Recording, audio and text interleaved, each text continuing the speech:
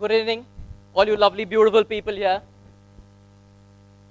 As introduced, I'm Dr. Vikram, President of Rotary Club of Bharuch and a pediatrician. We've seen tall, big, beautiful islands. How did they come up in the middle of an ocean, a very mighty ocean, standing alone, standing tall? If we introspect, we see that these tall, standing islands are not alone. They are connected deeply, rooted to the ground with other islands and the land. Similarly, a person in the society standing tall at a position isn't alone. He, she is too connected deeply down by the forces. How we can translate them like our parents, our friends, our family, well-wishers. So this island, what I talked about, did not just come up that easily. There was immense pressure, force, power, both positive and negative pressure, which led this island to rise up in the middle of that ocean. Similarly, a human goes through multiple emotions, multiple forces which makes him rise. And as parents, we expect our children to come up in life and stand tall. Undoubtedly. So, what is the rule, or what is the sign, or what is the simple mantra here? It is giving your children autonomy and their space. Let me quote an example, a scenario. Let's take a group of 2 children. One group of children are given an object to paint, while the other are given just plain canvas and some colors. I'm sure most of us would be in awe and appreciating the second group for their vivid imagination, what they've come up with, a whole world of experience seen there. But when it comes to our own children, when they have to paint their life canvas, we differ in our support, we differ in our decision. Why so? So, the important factor here for the children to excel in their life is to give them the same autonomy, the same space what we would give them during a fun activity. So this builds a trust in the child that my parent believes in me. My parent is behind me, supporting, pushing, and rising me, helping me rise.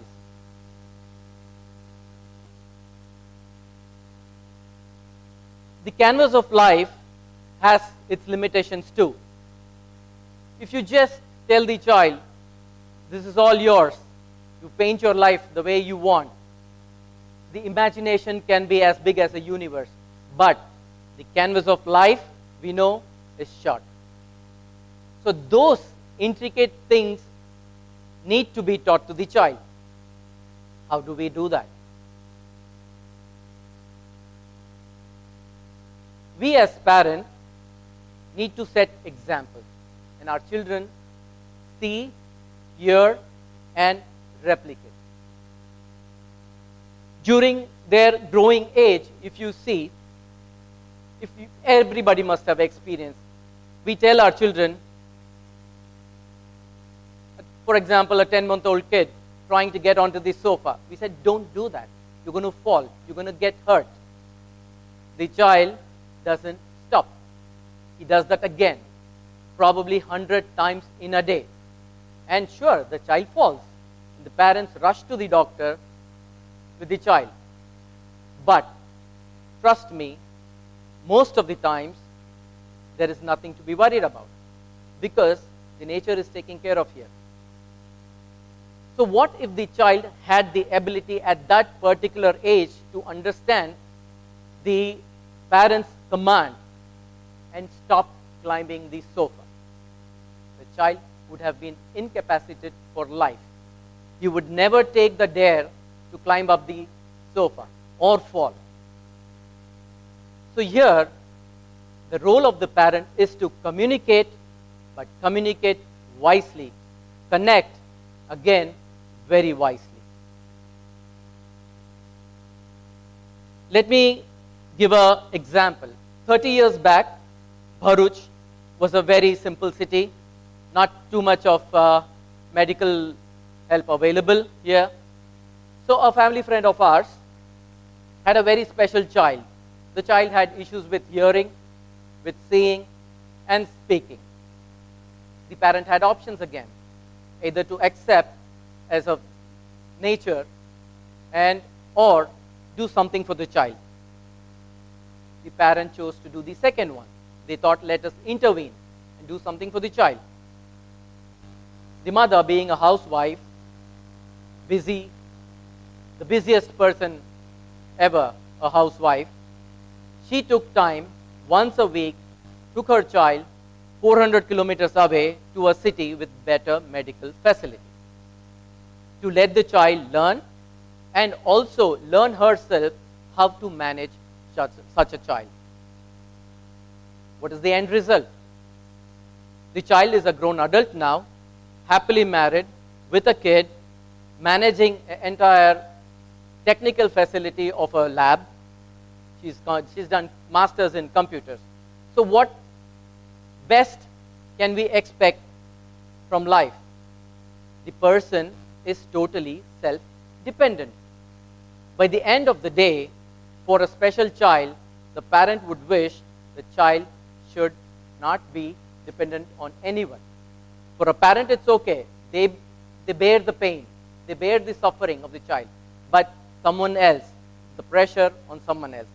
But when the parent decide to intervene and support the child in a proper way, and guide them through their life, the child ends up being special for herself. Yeah. A very important factor needs to be mentioned here, the role played by the sibling. The sibling clearly sees that there's a lot of focus in the other child.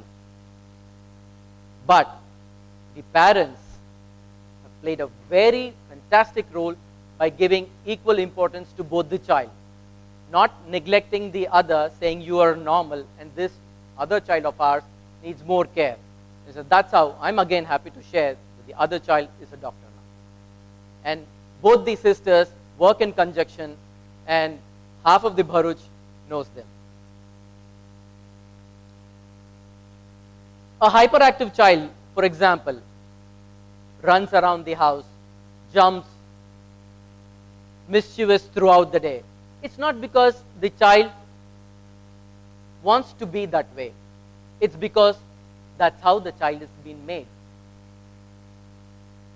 Now here it becomes imperative for the parents to understand the scenario and take proper steps to help heal the child in a way so that he goes ahead in life and sustains himself for the better. Another example where we need to be very considerate about is a child having a different sexual orientation from what the society perceives as normal, has become a tradition for the society to think as abnormal.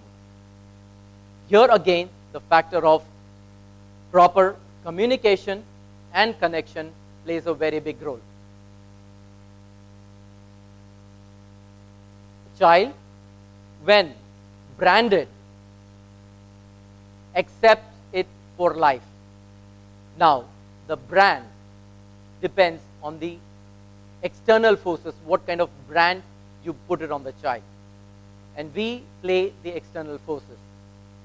So as a parent, it becomes very important to make the child realize what factors can influence them and what factors need to be restricted from influencing them. Let's take an example again here. A child comes back from school. Mother, out of habit, searches through the bag, finds an extra pencil which does not belong to the child. Mother, being always the sensitive one, emotes in an angry way, starts scolding the child, and probably even brandishes the child. This child is taken aback. The mistake here is that there is lack of communication. The factor, probably the thing why the child is carrying the pencil there, could be the etc. It could have been a gift from someone.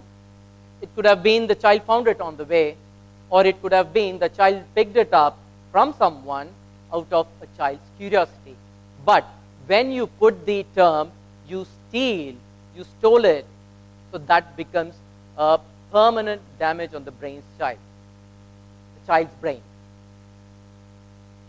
So, an effective communication, if only the mother had taken few minutes, given some ears to the child, and heard what exactly was the situation. So the factor, etc., plays very important here. We all humans have become so addicted to using plastics.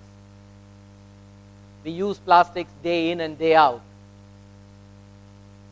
And we know addiction to anything ends up being bad.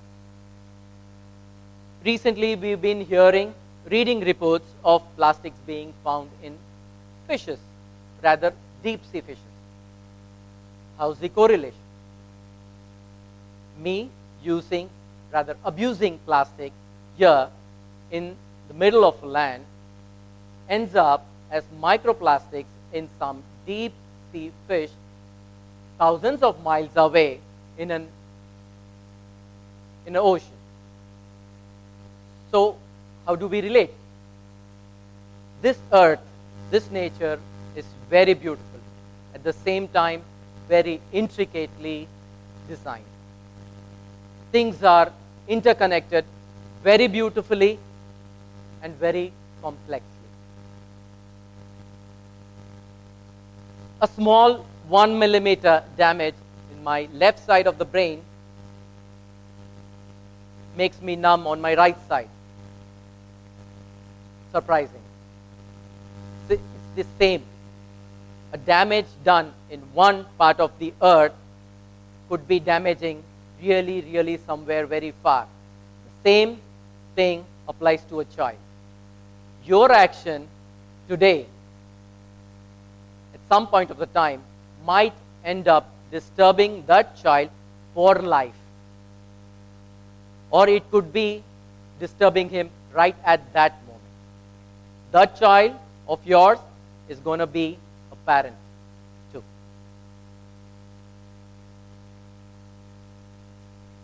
We have grandparents at home, and if you see, there's always a conflict between the parent and the grandparent. The grandparents always support the child, while the parent always kind of tells the child, you're not supposed to do that, you're not supposed to do this. But the same grandparent, when they were a parent, did the same to their own kids. So it's a cycle. It's a cycle. So the inference here is that we need to analyze our role as parents, develop a positive communication skills with our children, and also relate with our kids, which is very important. If we do not relate with our kids are going to stop relating with us. Simple. Because our children today are the oldest what they would be. And they are the youngest what you will ever see them again. I'll quote a small incident from my own life. My dad's a pediatrician too. I've studied in various colleges, but I've played under my dad's consulting table as a kid. And those little conversations, little talks what he had with those patients 40 years back, those etc. things make me a wanted pediatrician here in Bharuch today.